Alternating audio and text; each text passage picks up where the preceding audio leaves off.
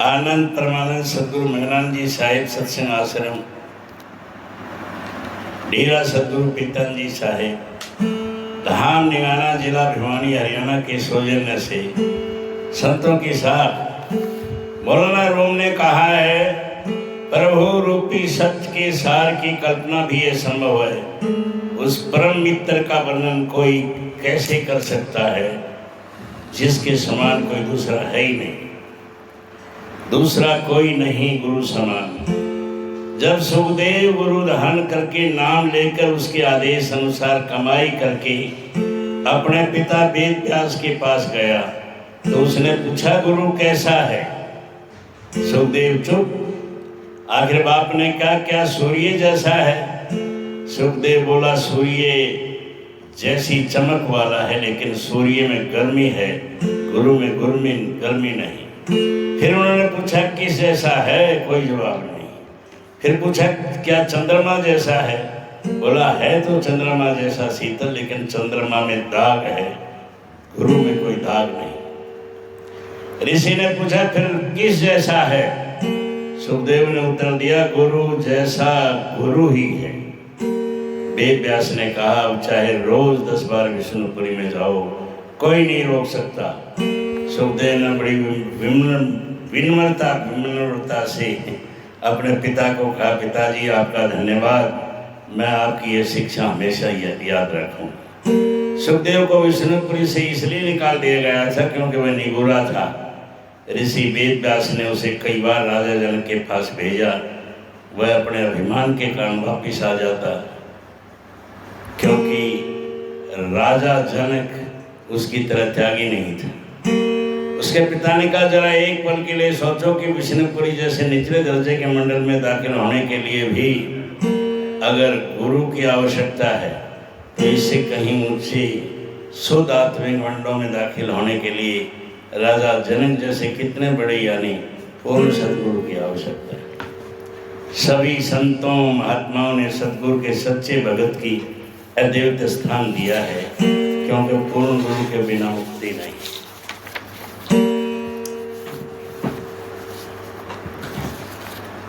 संजोग गुरु से मिला। महाराज श्याम सिंह जी ने कहा, जब शिष्य तैयार हो जाता है तो उसका गुरु से मिलाप हो जाता है। सच पूछो तो गुरु ऐसे शिष्य की आप ही तलाश कर लेता है। हजूर महाराज श्याम सिंह जी को संगत प्रेम से बड़े महाराज की जी कहती है। उनके पिताजी सूबेदार मेजर थे, उन्हें साधुओं से मिलने का शौक था।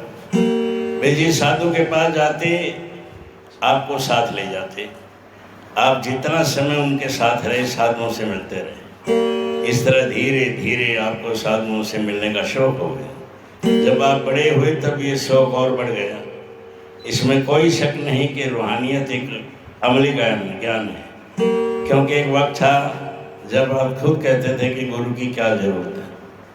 आप अपने जीवन के शुरू के दिनों में विभिन्न संस्थाओं के प्रेसिडेंट, सेक्रेटरी आदि रहे, लेकिन जब आपको उच्चतर ज्ञान होने पर ग्रंथों को ठीक व्याख्या की समझ आई तो आप गुरु की तलाश करने लगे। आप गुरु ग्रंथ साहब पढ़ा करते थे, उसमें बार बार जिक्र आता था कि हर एक को गुरु की तलाश करनी चाहिए। इसलिए जहाँ से भी पता चला आप वहाँ गुरु की खोज में गए। बाग में फूल भी होते हैं, कांटे भी। कई महात्मा मिले, बातचीत हुई, लेकिन वे खुद दे कुछ न सके। फिर भी आप कहीं से निंदा का भाव लेकर नहीं आए। आखिर आपकी तब्दीली पेशावर में हो गई। वहाँ अपने फकीर को देखा, उसने लंगोटी पहनी हुई थी, वह मस्ती में बैठा था। कई महीने आपने लगातार उसकी संगति की। वह कई बार आकर आपके पास महीना रहा, लेकिन उसने आपको कुछ न दिया। हार कर एक रात आपने उसे घेर लिया और कहा कि आज तो मुझे सच सच बता दो। उसने कहा, अगर सच पूछते हो तो बात यह है कि अभी तुम्हारा समय नहीं आया। आपने पूछा कि क्या समय, क्या इस जन्म में समय आएगा? वह बोला, हाँ आएगा। आपने कहा, बताओ वह कौन सा महात्मा है? उसने जवाब दिया कि वह खुद ही तुम्हारे पास आ जाएगा। जब आपका तबादला पिशावर से मरी पहाड़ पर हुई।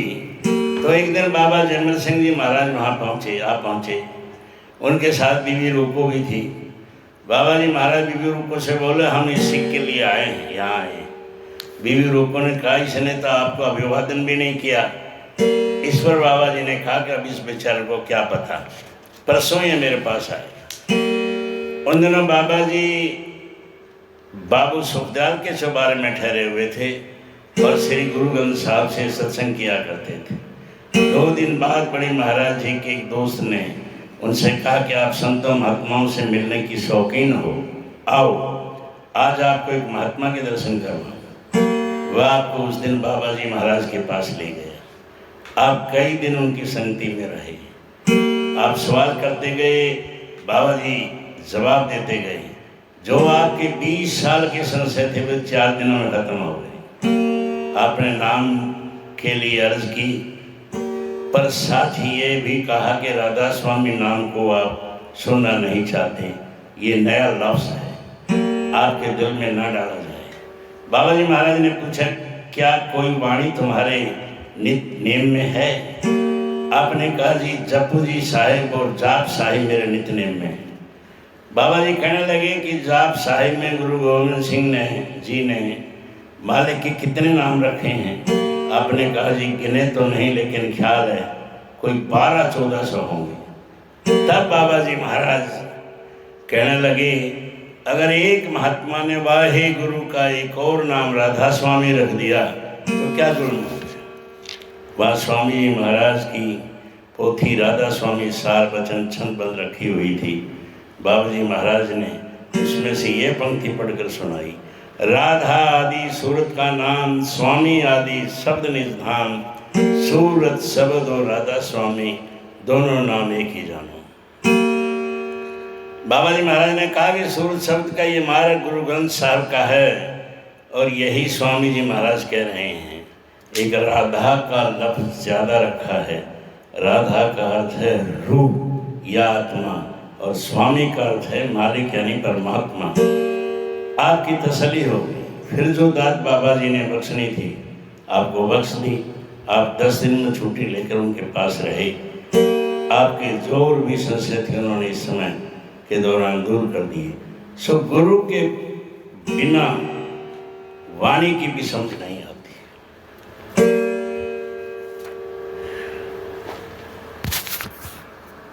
बुल्ले शाह ने कहा है, बुल्ला सो अशांति वख नहीं, बिन सोख थी दूजा कख नहीं, पर बेखन वाली अख नहीं, ताही जान पई दुख संदिए। अंग संग है सतगुरु। बहुत समय पहले का जिक्र है, एक बार बड़े महाराज जी शिमला गए। 2 सत्संगी भाई कान सिंह और भाई मक्कर सिंह आपके साथ थे। कुछ लोग आए और सत्संग में बैठ गए। श्री गुरु ग्रंथ साहब के शब्दों पर सत्संग हो रहा था। बड़े महाराज जी ने कहा, अगर कुछ कहना हो तो वाणी की व्याख्या बंद कर दें। वे बोले नहीं। जब शब्द पूरा हो गया तो कहने लगे कि हमें आपके साथ बातचीत करनी है। आपने कहा बहुत अच्छा। उनमें से पहले एक ने, फिर दूसरे ने हजूर से बातचीत की। पहले ने कहा कि अंदर बाजे तो नहीं बजते। आपने कहा बजते हैं। उसने पूछा सबूत? आपने कहा गुरु ग्रंथ साहब को मानते हो? बोला क्यों नहीं। आपने कहा सुनो, ग्रंथ साहब का कथन है, घर माई घरु दिखाई दे, सो सतगुर पर खुश हो जानी, पंच शब्द धुनकार धुनी, तब बाजे शब्द निशान।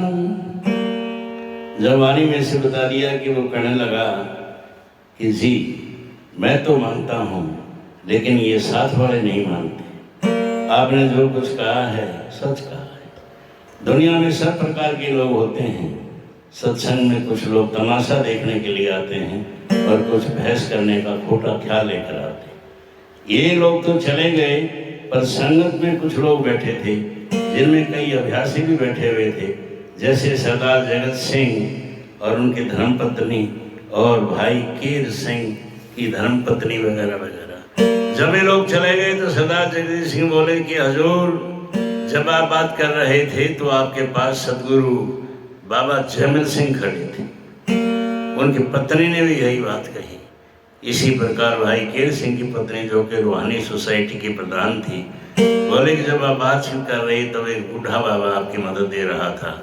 सो सदगुरु तो हर वक्त अंग संग होते हैं। आनंद।